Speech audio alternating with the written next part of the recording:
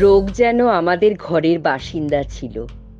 খারাপ জল থেকে রোগ, সিকল সেল রোগ। আমার বয়স এখন 60 বছর। আমি নিজে কখনো শৌচালয় দেখিনি, রাতে কখনো বিদ্যুতের আলোতে খাবারও খাইনি, কিন্তু এসবই ফেলে আসা অতীতের কথা।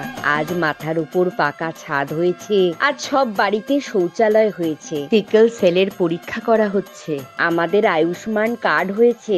আমরা বিশ্বাস করি যে আমাদের সন্তানেরা আমরা যে কষ্ট পেয়েছি তা ভোগ করবে না। আজ আমাদের ছেলেমেয়েরা একলব্যের মতো আবাসিক স্কুলে পড়ে। আমরা আন্তরিকভাবে কাজ করছি যাতে একটি আদিবাসী ভাই বা বোনও পিছিয়ে না থাকে। প্রধানমন্ত্রী নরেন্দ্র মোদীজি আমাদের খুব খেয়াল রাখেন। जब सही प्रयास किए जाते हैं तो सही परिणाम मिलता ही है।